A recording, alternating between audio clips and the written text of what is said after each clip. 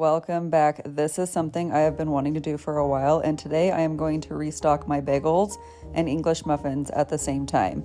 Both of them are a sourdough discard recipe, and I didn't have much sourdough discard, so I fed my starter last night, so I'll be able to make these today. Let's start with making the sourdough discard bagels. I'm going to start with adding to my KitchenAid bowl 450 grams of bread flour, 1 tablespoon of sugar, 1 teaspoon of yeast, 2 teaspoons of salt, 200 grams of sourdough discard, and then 1 to 1 1/4 cup of water.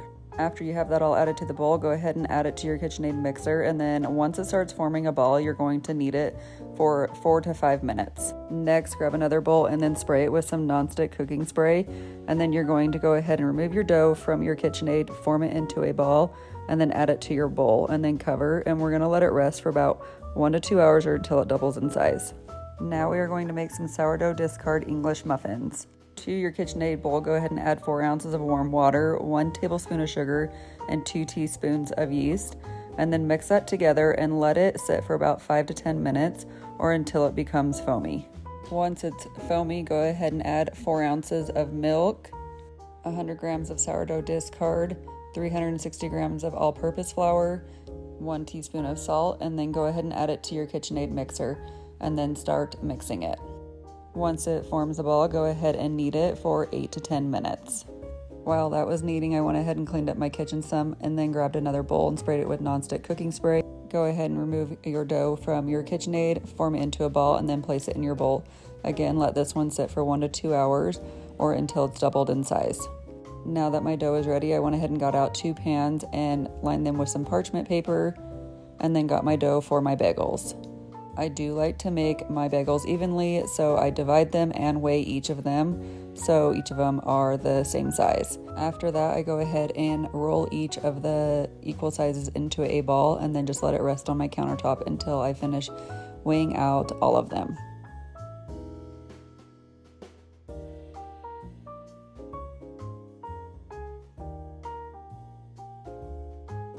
Once I have them all rolled into balls, then I go ahead and I take my index finger and thumb and then poke a hole and then stretch out those. You're gonna want to have like a pretty big hole in the middle at the beginning, even though it looks like it's too big. Definitely stretch that out because when you cook them, they do close up some.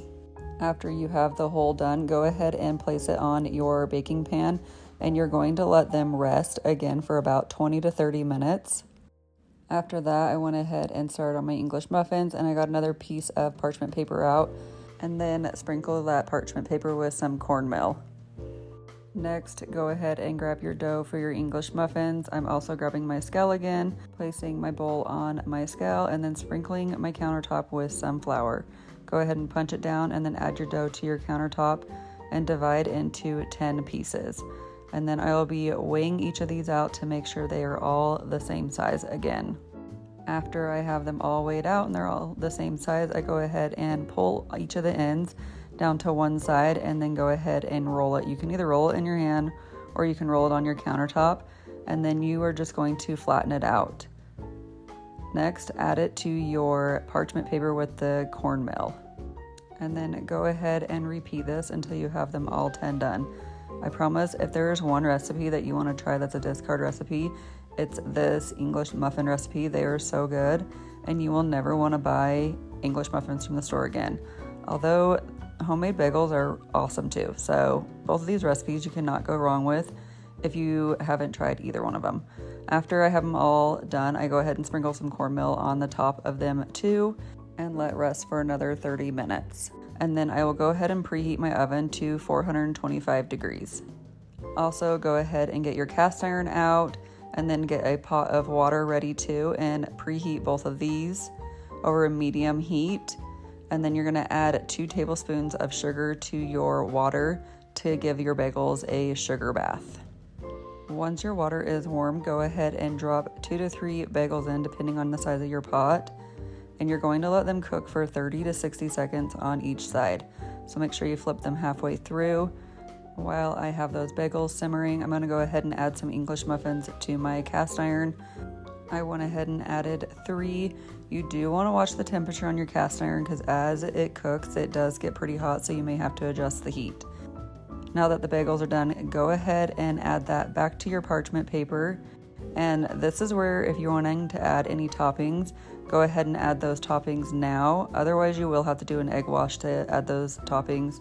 But where you have the water that's warm already on it, you can just add the toppings right now. Then go ahead and add your next 2 bagels to your water and repeat until you have all your bagels done.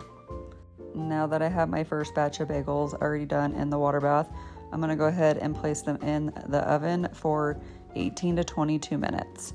And then I'll start on my next batch. I'm going to go ahead and flip my English muffins over and then cook again for 5 to 7 minutes on this side.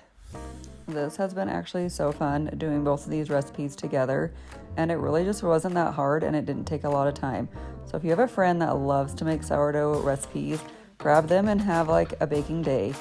Now that my English muffins are done, I'm going to go ahead and remove them and then put them on a cooling rack and let them completely cool before I store them. After that, I'll go ahead and add my next 3, and then just to remember to watch that temperature because they can easily burn. Since these are freshly made, you can keep them out for a couple days, or you can store them both in a Ziploc bag up to 3 months in the freezer, which is what I do.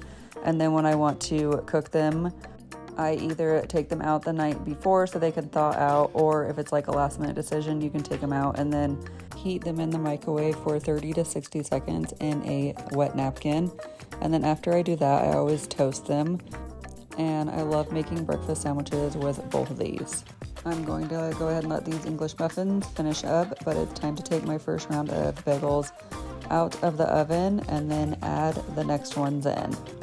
Once both bagels are done, go ahead and add them to the cooling rack. And remember to let them completely cool before storing them. And there we go. I'll go ahead and put the full recipe in the description below, and then follow me for more recipes.